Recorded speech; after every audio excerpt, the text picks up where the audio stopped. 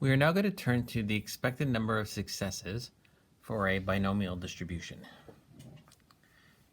So we're going to say, let x be the number of successes.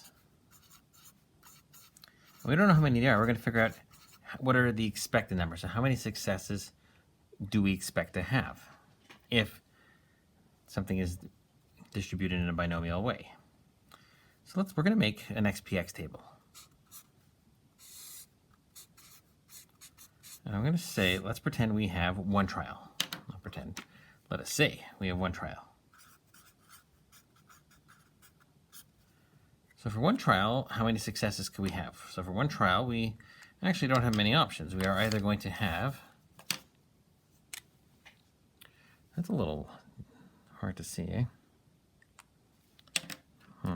That's x, p of x table. X is the number of successes. So what we can have is we can have 0 successes or 1 success. And the probability of having 1 success is, from our formula, p, where p is the probability of success. And the probability of having no successes is the probability of failure, which is going to be q and p. And so now we extend that, because it's an XPX table. 0 times q is 0, and 1 times p is p. And if we add them up, we get 0 plus p, which is just p. So if we have one trial, we expect to have p successes. Okay. Let's say there were 2 trials. Let's say there were 2 trials. So at that point, we're going to make our XPX table.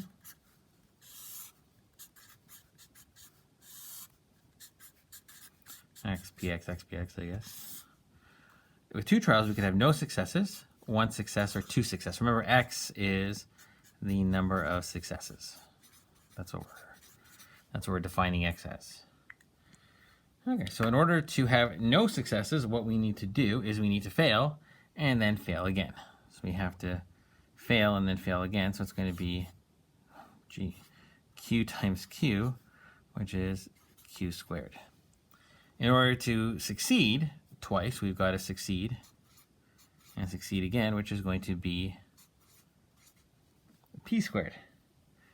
And in order to have 1 success, it's either going to be success then failure or failure then success, which is 2pq.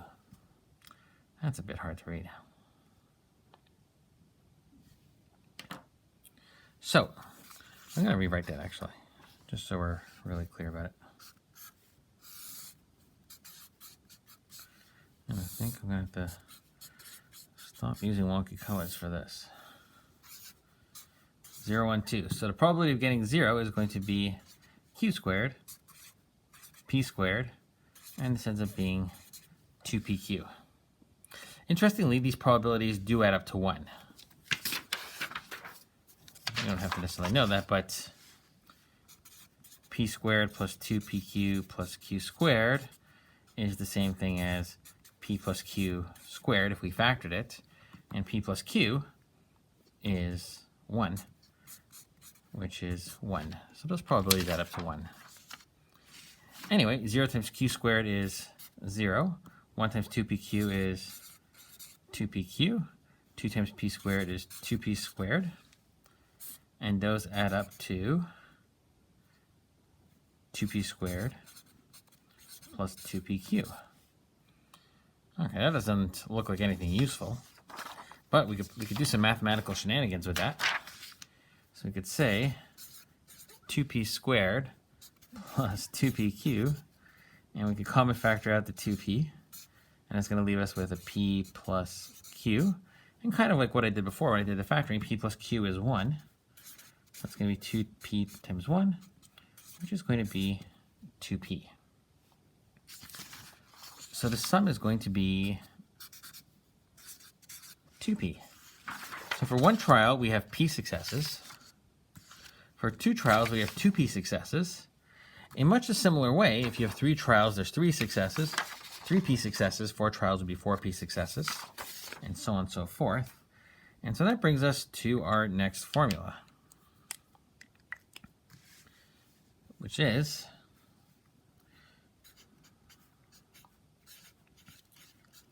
the expected number of successes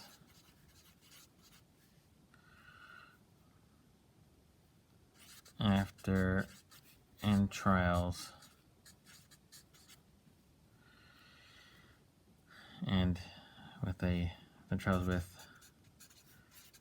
binomial distribution. So if you have a binomial distribution and you do n trials, the expected number of successes, E of x, is just going to be n times p. And that's actually a huge formula, because what this formula is saying is we don't actually, if it's binomial distribution, we don't have to do the whole x, p of x, we don't have to do the x, p of x table at all. We just have a straight up formula for it. It's that easy.